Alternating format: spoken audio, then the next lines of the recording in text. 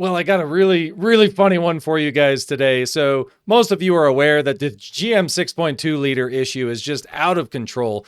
Do not buy the 6.2 liter. But I saw this in Facebook the other day and it just cracked me up. This guy took a photo in the parking garage. He said, saw this at my office. You know you got to be mad to get your truck wrapped like this. So it's actually not a wrap, but it is decals. This guy had to spend like, I don't know, $1,800, $2,000 on these decals. You guys tell me, how much do you think this costs? Check this out. So here's the truck. I mean, this is a $90,000 to $100,000 truck. It's an AT4X. This is like top of the line. You know, this guy spent some jack on this truck. The side of the truck, certified GM, piece of poop emoji. He's got the lemons on there. This is great. You got to see what's on the hood. So on the hood, he says, warning, engine may throw rod and spin bearings at any time. See recall. And he has the recall number. He's got a cool little lemon guy smiling there with the poop behind him. And then you take a look at the other side. Apparently, James Wood, the dealership, I guess, in Texas, he said he will not fix. So I don't know if he's had replacement engines or they just, won't do a buyback or whatever. But this guy went to a lot of trouble to really do some advertising for this dealership in GM. And here's the last shot of the rear, but you guys will have to let me know, what does it say about General Motors? Ooh, I actually like his little American flag in the back window. I got to get one of those in my Ram. What does it say about GM that people are willing to go to these lengths, spend almost $100,000 on the truck, and then spend another couple thousand just to show people this is how upset they are with the brand of vehicle they have instead of just trading it in. I guess, hey man, I think this guy's hilarious. I'd love to have him on the show. And here's another one, a 2024 6.2 with 13,000 miles. Listen to this guy.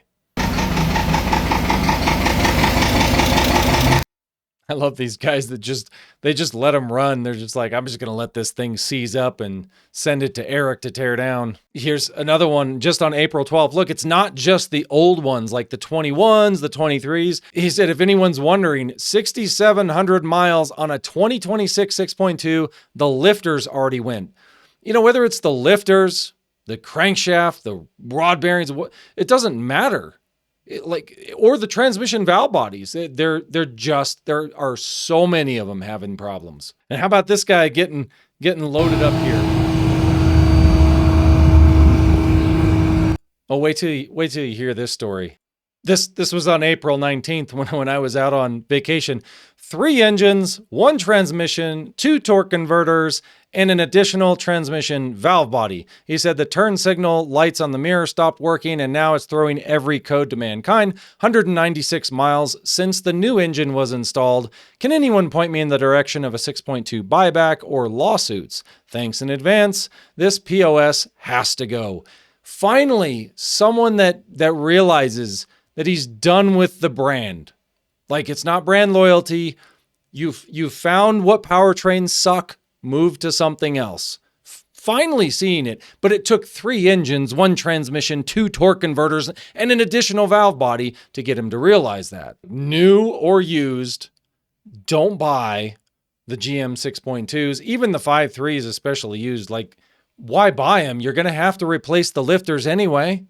Why buy it? And not only that, in this scenario, this guy's got a 2021 Denali XL with the 6.2. He has all the proper maintenance. He says he's provided it to General Motors. GM denied his claim because he's at 86,000 miles.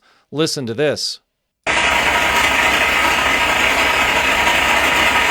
Sounds great, doesn't it? These vehicles are not what they used to be, and I think people need to really just start realizing that it looks cool, but it's not cool. It's a piece of junk. I was actually coming home from vacation just the other day, driving down the interstate, and I saw a Denali just like this on the side of the road, getting flatbedded on the interstate.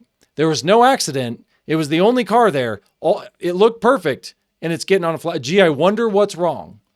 Pulling up on the flatbed. It's either the 6.2 or it's the transmission valve body. One of those two problems, most likely. It was a Denali, so it had to be the 6.2. And look, a lot of people in the comments come and tell me, like, it's just a tiny percentage.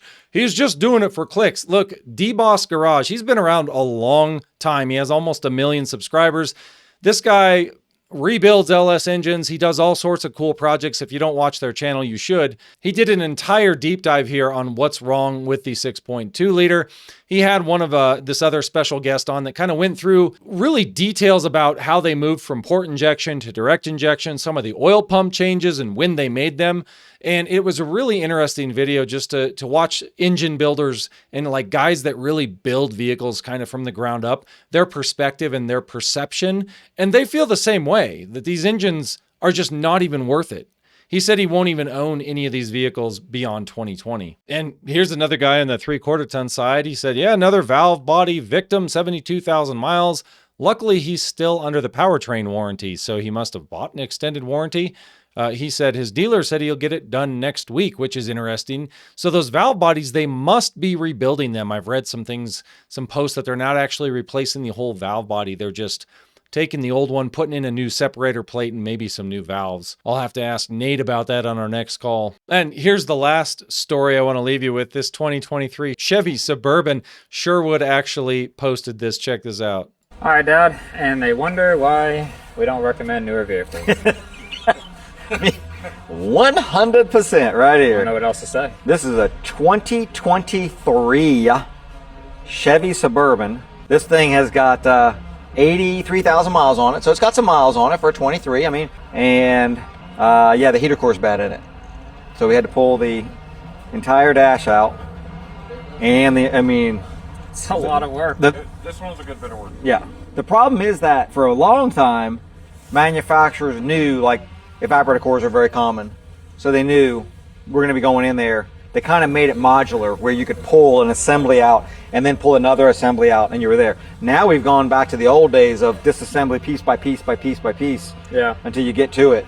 It's just sad what modern vehicles have come to. I mean, they drive great. They're super quiet. They're super powerful. They have all this tech and they're great when they're working. But man, the way that they're designed and how hard they are to work on and how much it costs for repairs, this is how they're going to get everyone to lease everything and never own anything, because people will be too afraid to keep vehicles because it'll cost too much to keep them on the road. And this is why I do these videos. Check this guy out. Omar, what are you thinking? This guy, Omar, says, considering buying a 2021 Tahoe with the 6.2, it has 150,000 miles. He said all maintenance has been done, but the lifters and transmission hasn't been replaced yet. Runs and drives good, shifts smooth. Should I be worried about anything failing? Yes, like you should be worried about everything failing. Not only that, it's a GM that reached 150,000 miles. Don't buy it. Like you're out of warranty. That's probably the most you're going to get out of that vehicle. He currently owns a 2015 with a 6.2, and he's had the lifters done twice already and the transmission rebuilt.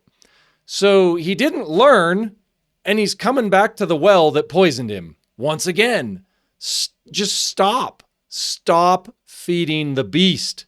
And yes, it's not all of them. It's not every single one.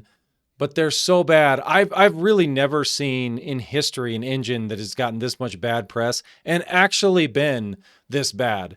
When the manufacturer clearly states that there's at least 3% of them are already failing, you know it's bad. This guy, Jesus, says 75,000 on his 2021 6.2, and he has only had an issue with the idler pulley. Well, Jesus, guess what? You're only at 75,000 miles. Once again, you know, remember when vehicles used to last 150, 200,000 miles, and like that was just normal. Everybody kind of assumed that even with GM, you were going to get that much out of those LS engines. You'd have to do water pumps and belts and maybe some ball joints and other things, but you didn't have to replace engines. And I'm not going to sit here and say that every Ram, because I bought a Ram, all the Rams are great. You do see this from time to time. And every time I see a Ram on a flatbed, it needs new batteries, either 1 or 2 batteries. And that seems to be the extent of the problems with the Ram. I guess in 2026, I'll take it. I actually just had my Ram into the dealer.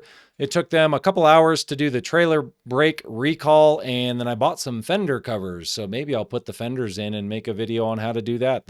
The fender well covers that it didn't come with for $60,000. Anyway, that's it for this one. Thanks for watching. Till next time.